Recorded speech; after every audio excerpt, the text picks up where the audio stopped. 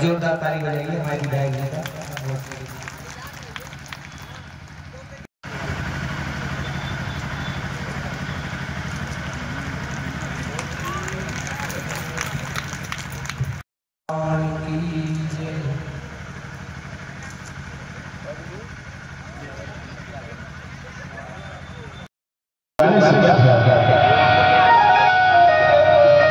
प्यारे श्री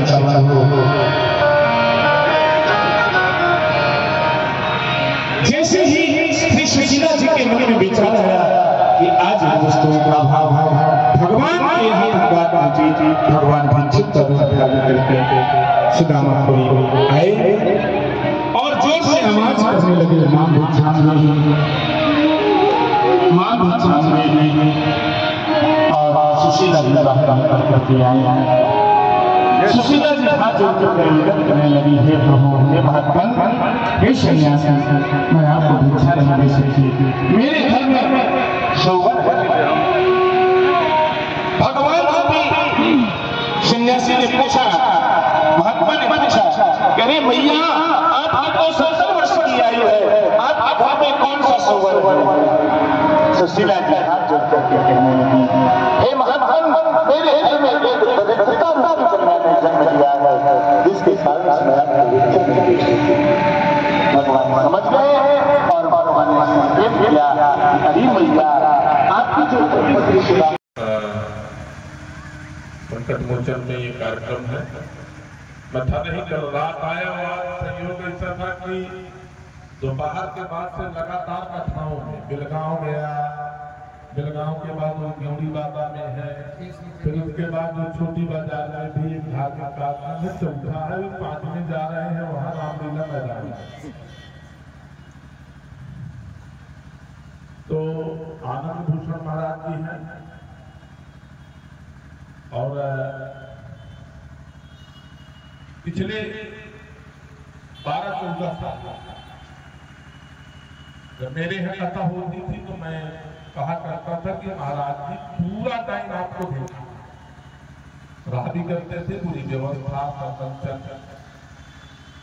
और इनके श्रीमुख से भागवत की कथा मैंने कई जगह पूरी भी घंटे 2 घंटे बैठ करके भी मैंने।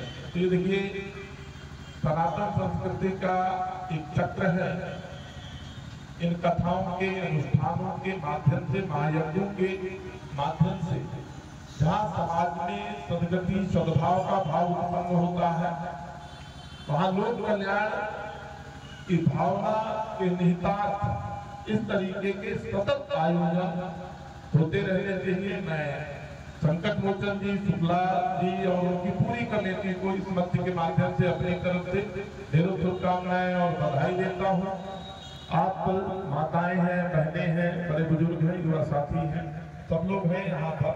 हम लोगों का भी ये प्रयास होना चाहिए कि ऐसे कार्यक्रमों में अपनी अपनी भागीदारी, सबकी अलग अलग भागीदारी है, कोई उपस्थिति होकर के कर सकता है, कोई सहयोग करके कर सकता है, विविध प्रकार नाना प्रकार से हम लोगों को ऐसे कार्यक्रमों के लिए सतत मानसिक रूप से तैयार रहना चाहिए।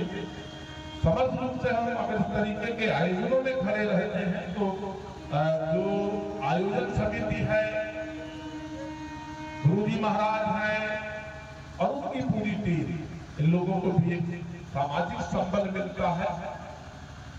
पुनः अतिशीघ्र मैदान पर एक नई कथा के रूप में हम फिर आज सब मिले।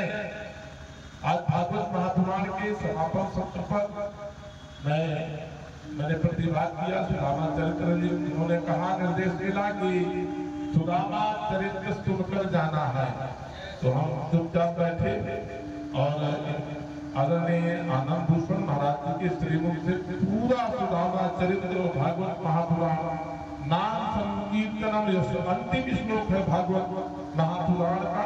तो मैं जल्दी से सोचा था कि जल्दी से ये श्लोक पढ़ें तो मैं अपनी दूसरी जगह जाऊं। इस मंच के माध्यम से सबको प्रणाम करता हूँ, अपनी वाणी को विराम देता हूँ।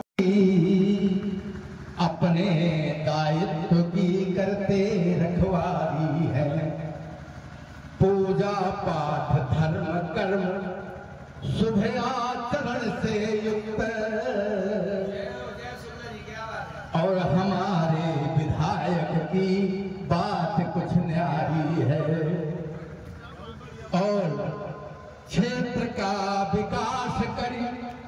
सबको प्रसन्न किया। इनकी कार्यशैली पर जगराम गर्व भारी है। दोबारा जीते